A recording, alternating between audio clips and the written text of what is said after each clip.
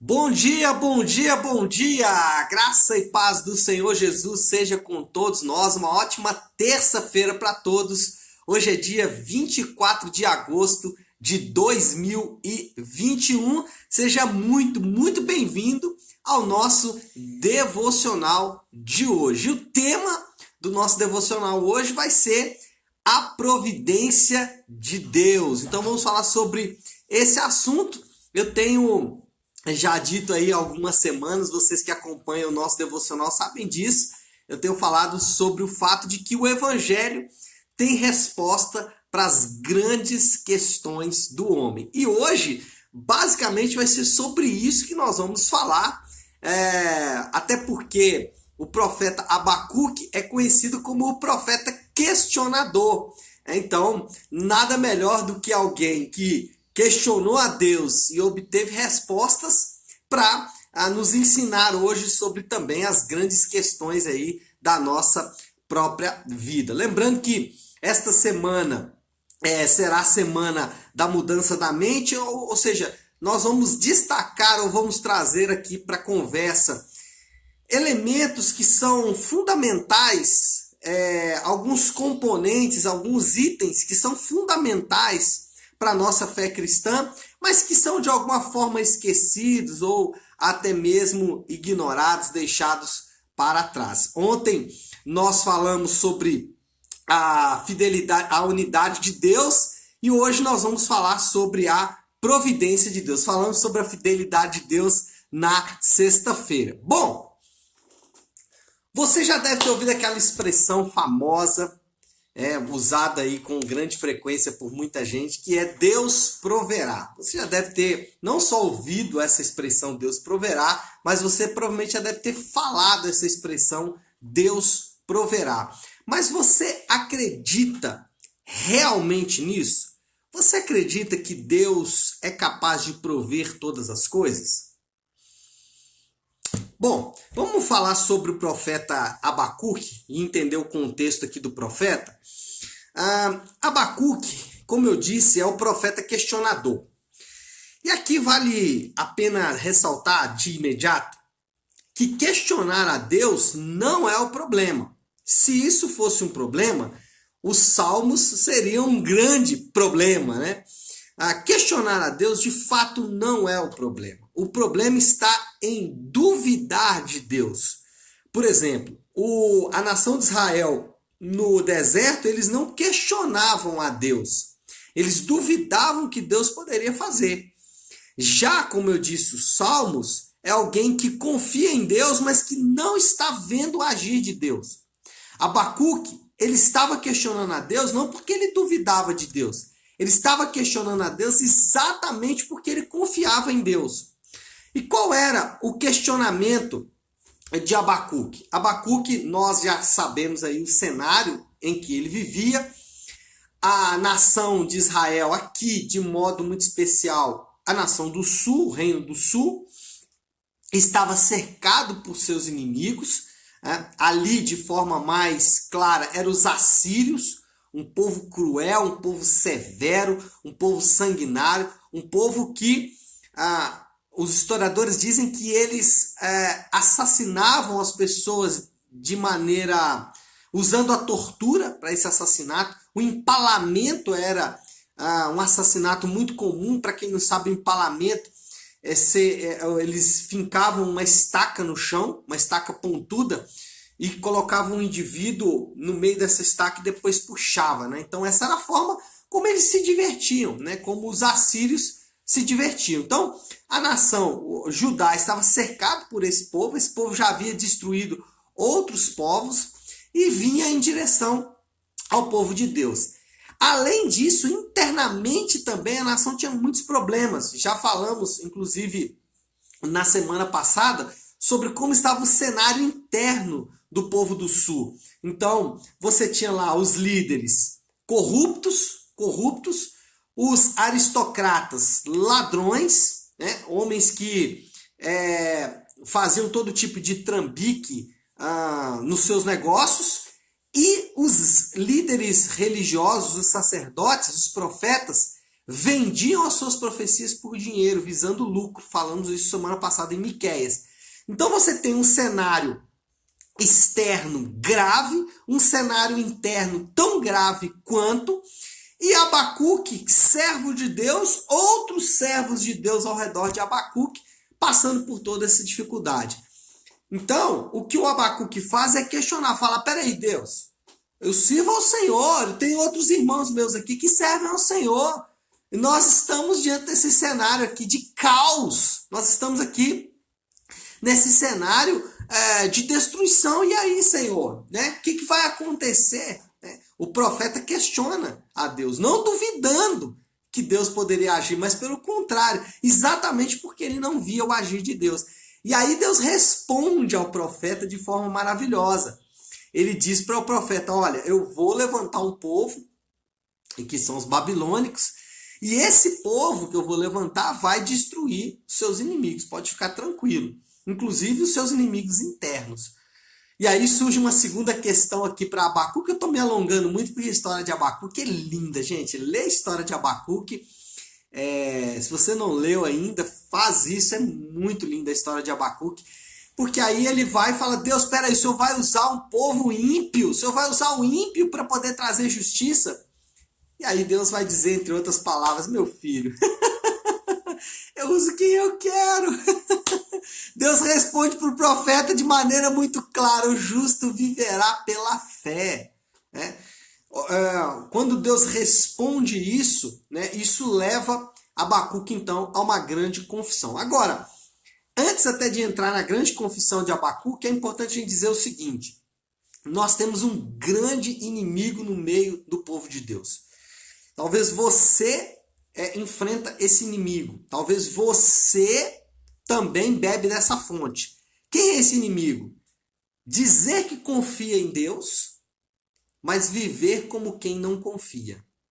Diz que confia em Deus, fala que confia em Deus, professa confiança em Deus, mas a sua vida é uma vida de quem não confia em Deus. Você confia em tudo, você confia no dinheiro, você confia no sexo, você confia no romance, você confia na carreira, você confia no status, você confia na fama, você confia em tudo. Você confia até mesmo em coisas boas como igreja, família ou saúde, como eu falei agora há pouco. Mas você vive como quem não confia. Você diz que confia em Deus, mas de fato não confia. Isso é um problema. Abacuque obteve a resposta de Deus. O justo viverá pela fé.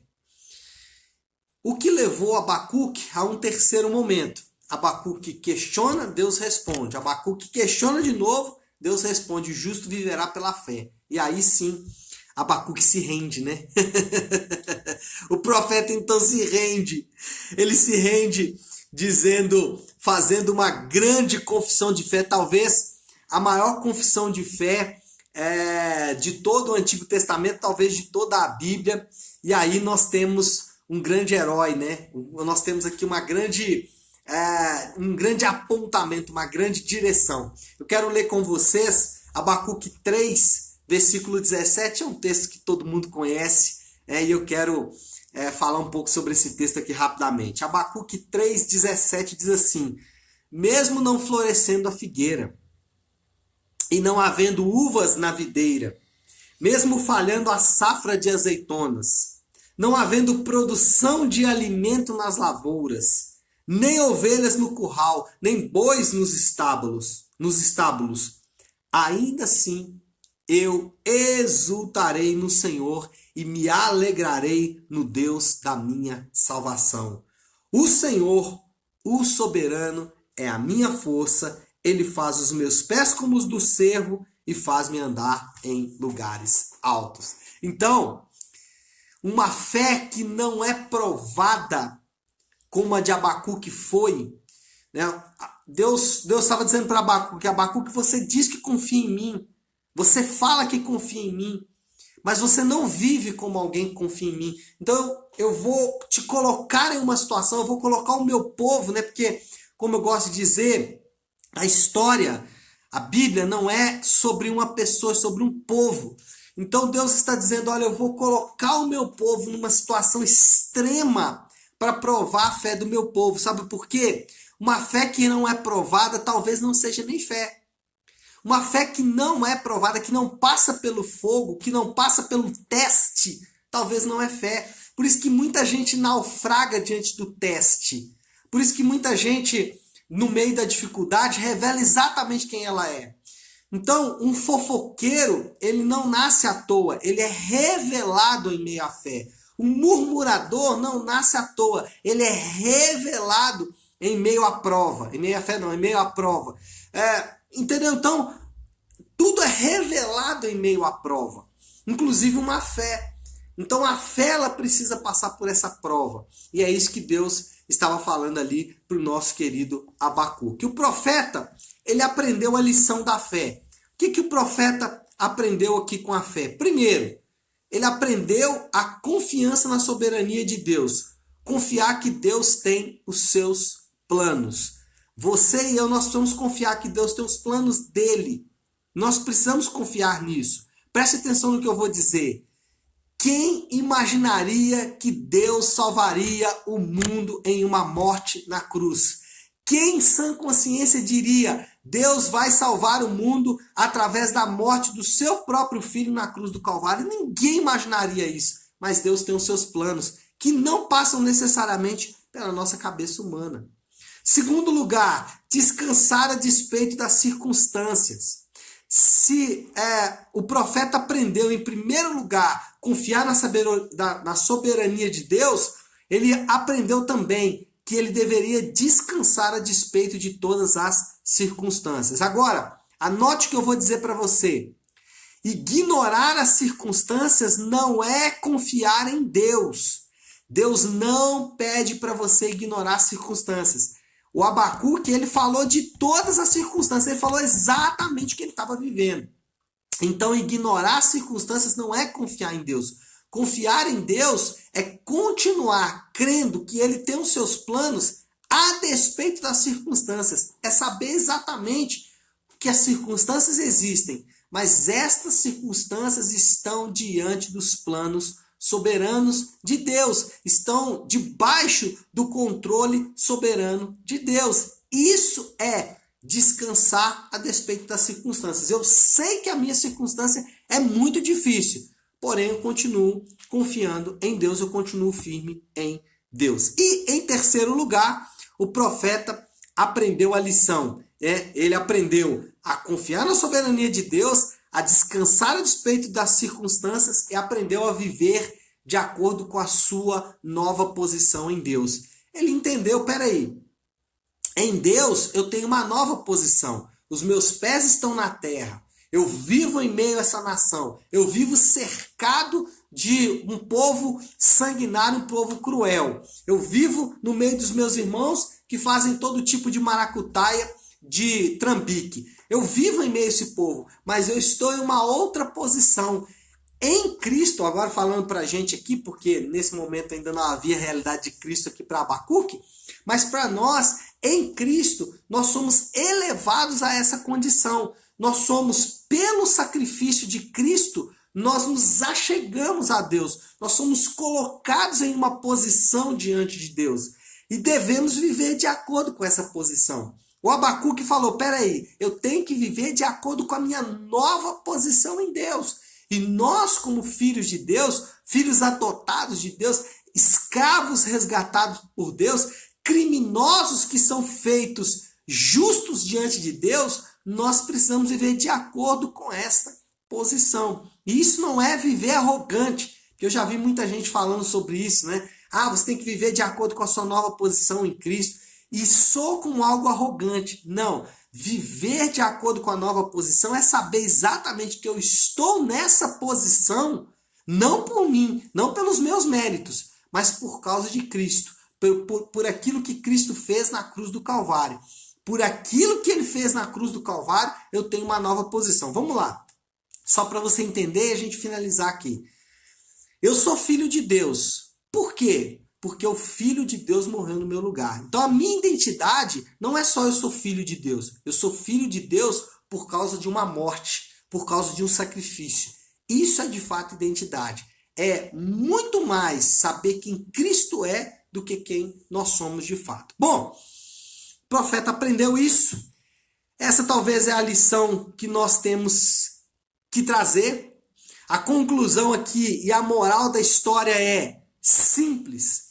Deus está no controle de todas as circunstâncias da nossa vida. Deus controla cada fase, cada etapa, cada circunstância, cada momento das nossas vidas. Mesmo com os nossos erros, mesmo com os nossos equívocos, mesmo com os nossos pecados, Ele continua conduzindo os seus planos. Se você está em Cristo, se você tem uma aliança com Cristo, se você tem uma aliança com o Senhor, evidenciada pela sua aliança com a igreja local, você fatalmente está dentro dos planos, sendo conduzido pelo Senhor. Aliás, mesmo que você não esteja em Cristo, né?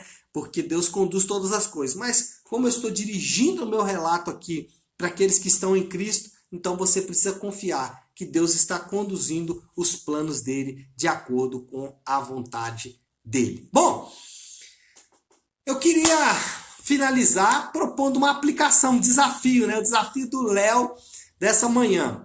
Como a ideia nessa semana é uma transformação de mente, é trazer princípios, fundamentos que são ignorados ou talvez esquecidos, e o princípio de hoje é a providência divina, o fato de que Deus providencia todas as coisas e conduz todas as coisas de acordo com a vontade dele. Qual é a aplicação? Eu queria que você aplicasse essa verdade da providência divina em alguma área da sua própria vida.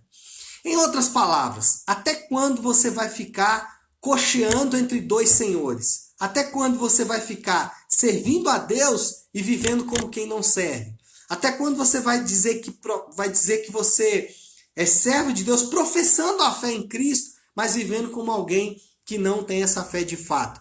Os frutos, eles precisam ser evidência e evidentes na sua vida. Até quando você vai ficar cocheando entre dois senhores? É uma expressão dita por Elias que eu quero repetir nessa manhã. Aplique essa verdade à sua vida. Não fique cocheando entre dois senhores, tá bom? Vamos orar, vamos colocar tudo isso aí diante do Senhor, vamos pedir ao Senhor que nos dê graça, que nos derrame sobre nós a sua misericórdia, porque nós precisamos, não é isso, pessoal? Vamos fazer isso? Se você puder, então, pare aí um instante aquilo que você está fazendo e vamos juntos buscar o Senhor em oração. Meu Deus, Senhor, Tu és o Deus que, com braço forte, com mão poderosa, tirou o seu povo do Egito. O Senhor é um Deus que conduziu toda a história até a plenitude dos tempos. O Senhor é aquele que, em uma morte na cruz, o Senhor salvou toda a humanidade. E é, Senhor Deus, diante de Ti que nós nos apresentamos agora, confiantes e sabendo, Pai, que o Senhor é o Deus de toda providência. Aquele que conduz todas as coisas de acordo com os seus planos.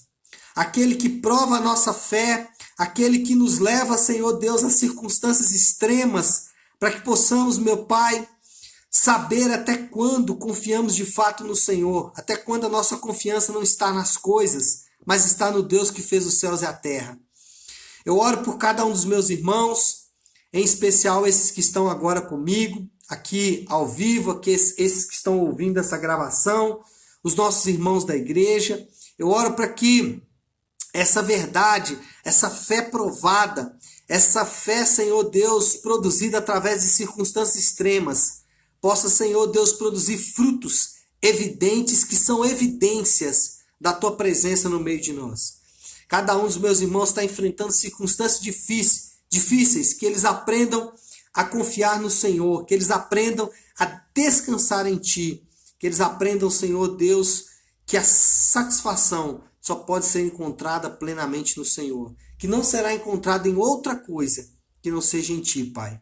E é nisso que nós nos afiamos agora e pedimos que o Senhor nos dê graça e nos dê, Senhor Deus, a Tua sabedoria para que possamos conduzir a nossa vida de acordo com a Tua vontade. Assim nós oramos, em nome do Teu Santo Filho Jesus. Amém. Amém? Amém, pessoal? Muito bom! Então, que coisa boa, né? Vamos encerrar por aqui. Que Deus abençoe a sua terça-feira, que você tenha uma terça-feira abençoada, um resto de semana também debaixo da bênção do Senhor, tá bom? Fique com Deus, amanhã nós estaremos aqui de volta às 7h30 da manhã, tá bom? Fique com Deus, Deus abençoe.